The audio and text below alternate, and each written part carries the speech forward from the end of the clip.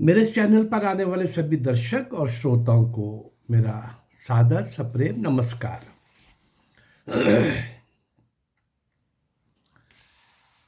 190 वर्ष का संघर्ष का इतिहास, अंग्रेजों के खिलाफ लगातार संघर्ष का इतिहास, एक लंबी लड़ाई और बहुत सारे लोग अनगिनत जेल के अंदर, काला पानी, फांसी के ऊपर, लाठी से, अत्याचारों से, कितने ही लोगों को कितनी ही प्रकार से यातनाएं देकर, दंड देकर, आतंक और भय का वातावरण बनाकर भारत के लोगों को डराने का प्रयास किया गया कि खबरदार किसी ने नाम लिया आजादी के लिए, नो अपील, नो वकील, नो दलील। बोलोगे तो जुबान काट दी जाओगी, हिलोगे तो शीशों में बंद कर दिया जाएगा, उठाओगे सर तो कलम कर दिया जाएगा। इस सारे माहौल के अंदर चूंकि 1857 की महान क्रांति के बाद अंग्रेजों को लगा था कि ये कैसे हो गया। देश विदेश से उस समय भारतीय जो रह रहे थे उन सबका योगदान था उसके अंदर, आम नागरिक का, ग्रामीण वासी का, फौज का, आर्मी का, भारतीय सैनिक जो आर्मी में थे, वीरमंगल पांडे का सर्वप्रथम बलिदान। ये सब बातें इस प्रकार की थीं कि उनको लगता था कि ये कैसे हो गया। उसके बाद और अत्याचारों का सिलसिला शुरू हो गया, परंतु क्या और क्रांतिकारी पैदा होने बंद हो गए? ऐसा नहीं हुआ भाई, ऐसा नहीं हुआ। और उसी श्रृंखला में जिन महापुरुषों ने पूरी तरह से अपने आप को आहूत कर दिया, सर्वस्व निछावर कर दिया, अंग्रेजों को चुनौती दी, मुकाबला किया, उनको ललकारा और उनको बताने की कोशिश की कि भारत का नौजवान, भारत का युवा, युवती, महिला, पुरुष, किशोर, बाल, कोई भी, किसी भी आयु वर्ग का कोई भी व्यक्ति पीछे नहीं रहेगा। भारत मां की स्वतंत्रता की बीड़ियां काटने के लिए स्वयं कट जाएगा। उसी महान श्रृंखला के अंदर आज मैं एक नाम जोड़ रहा हूं, पंडित परमानंद ने काला पानी में जेलर को जो सबक सिखाया, काला पानी में कुछ सोच भी नहीं सकता था, पहली बार हुआ था।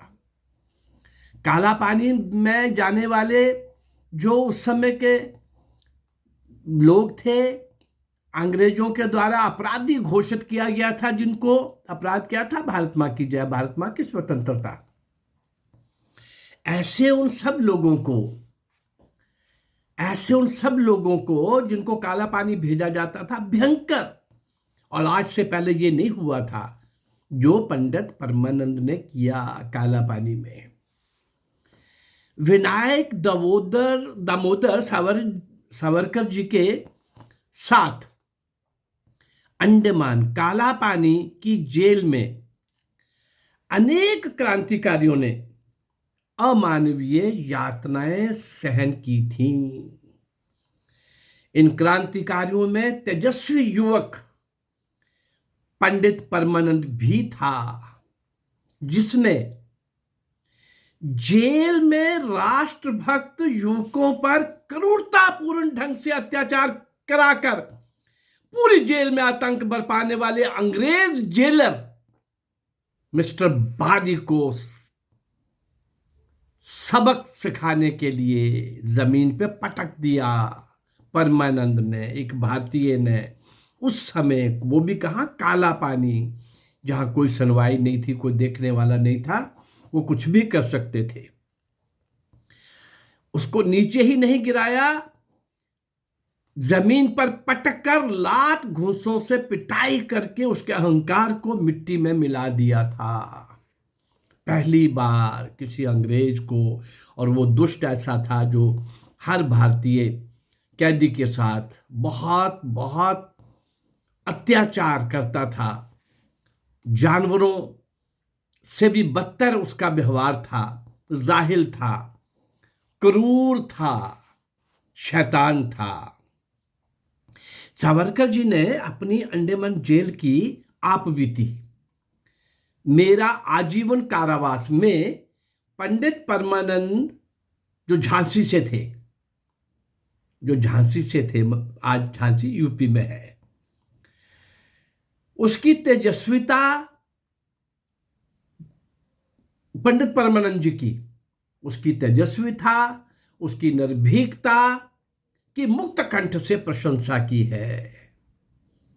सावरकर जी भी चूंकि वहां थे। पंडित परमानंद जी का जन्म सन 1882 में उत्तर प्रदेश के जिला हमीरपुर राठ नाम के गांव में हुआ था। उसके पिता गया प्रसाद और दादा श्री मलखान सिंह भी बहुत बड़े देशभक्त थे। 1857 के स्वतंत्रता संग्राम में उनके साथ, उस संग्राम के अंदर उनके बाबा ने यानी मलखान सिंह ने खुलकर भाग लिया था। परिणाम स्वरूप उनको गिरफ्तार करके चरखारी स्टेशन की जेल में डाल दिया गया, जहां पर उनको अमानवीय यातनाएं दी गई। अमानवीय यात्राओं के कारण ही जेल में उनकी मृत्यु हो गई थी बाबा की। पिताजी भी पूरी तरह से देशभक्त थे। उन पर क्या आरोप था? बाबा पर चरखारी स्टेशन के खजाने को लूटने वालों का नेतृत्व करने का आरोप लगाया गया था और 20 वर्ष की कड़ी सजा दी गई थी। परमानंद को देशभक्ति का ये संस्कार, विचार या उत्तराधिकार प्राप्त हुआ था अपने परिवार से ही। परमानंद को पढ़ाई के लिए प्रयाग भेजा गया। प्रयाग यानी आज का जो इलाहाबाद भी है, लेकिन प्रयाग ही उसको कहेंगे। किंतु प्रयाग जाकर वे पढ़ाई तो कर ही रहे थे, क्रांतिकारी गतिविधियों में संलग्न हो गए, पूरी तरह से उसमें डट गए, लग गए। लाला लाजपत राय के स्वागत समारोह में भाग लेने पर परमानंद को कॉलेज से निकाल दिया गया, निष्कासित कर दिया गया। प्रयाग में उन्होंने बम बनाने भी सीखे और बम बनाते समय विस्फोट हो जाने पर वो घायल भी हो गए। इलाहाबाद, प्रयाग में वे संस्कृत पढ़ने के लिए, इलाहाबाद से संस्कृत पढ़ने के लिए काशी में चले गए। काशी में भी उनका वहां के क्रांतिकारियों के साथ उन गतिविधियों में शामिल हो गए। काशी में परमानंद जी बाबू शिव प्रसाद गुप्त, ऐसे अनेक और भी उनके संपर्क में आए। बाबू शिव प्रसाद गुप्त से उन्हें अमेरिका जाकर भारतीय स्वाधीनता संग्राम के लिए कार्य करने की प्रेरणा दी। शिव प्रसाद गुप्त ने परमानंद को अमेरिका पहुंच गए। अमेरिका पहुंचकर फिर लाला हरदयाल, वो गदर पार्टी के, और जिनके मैंने कई एपिसोड भी दिए हैं, उनके विदेशों में जिन्होंने घूमकर सब तरफ जाकर के भारत की स्वतंत्रता के लिए काम किया, वहां से धन संग्रह और शस्त्र संग्रह करके भेजा, क्रांतिकारी बनाए, ऐसे लाला हरदयाल, उनकी प्रेरणा से ये वहां पहुंच गए और अमेरिका पहुंचकर लाला हरदयाल से मिले तो गदर पार्टी में भी सम्मिलित हो गए।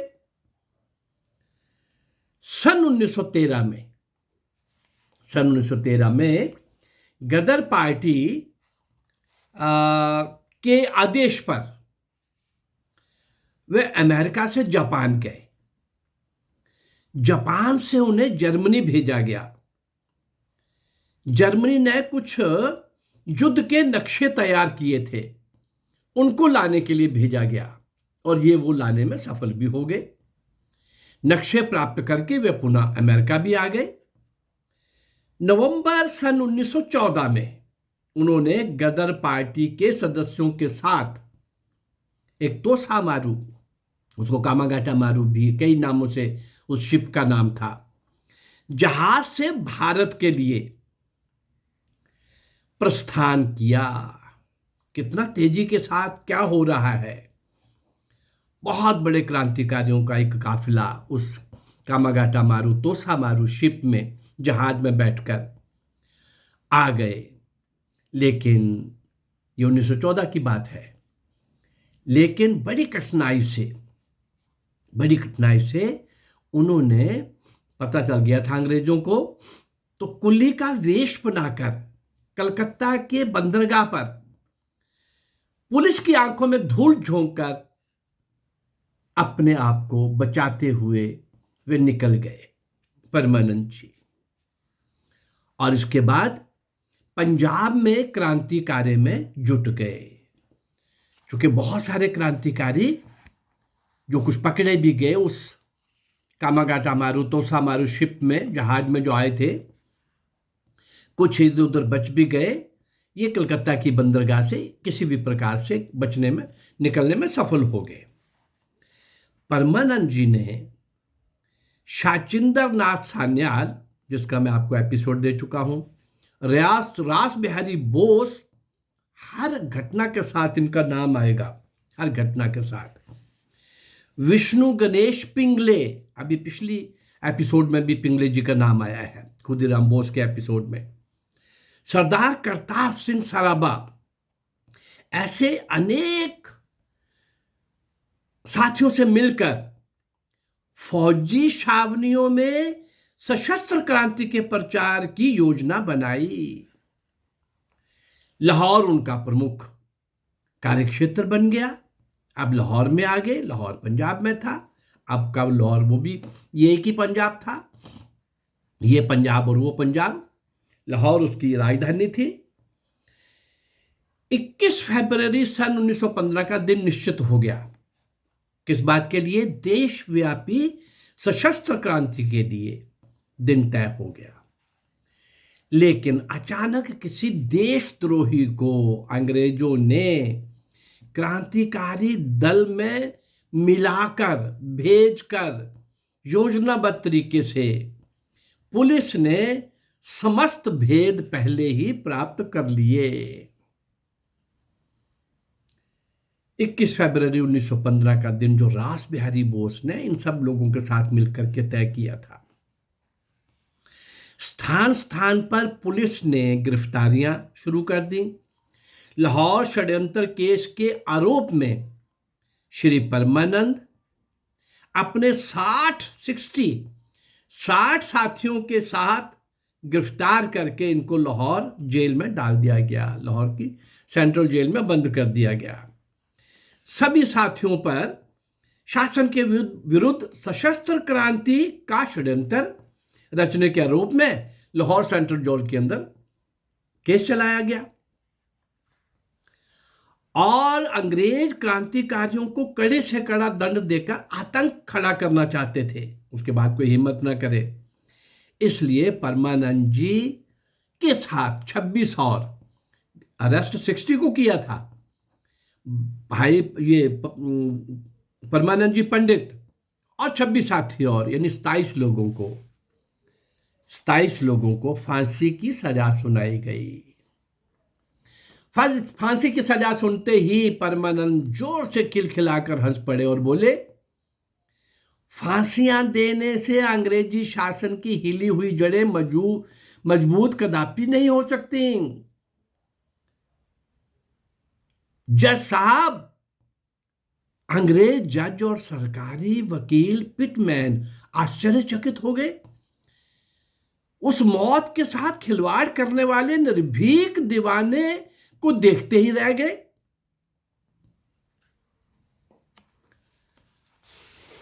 इसके आगे की यात्रा हम कल देखेंगे। फांसी की सजा हो गई है, आगे क्या होता है, आगे की यात्रा। परमानंद पंडित झांसी के कैसे कैसे अभी यहां तक पहुंचे हैं, आगे देखिए वो देश के लिए क्या कर गुजरते हैं, क्या उनके साथ होता है।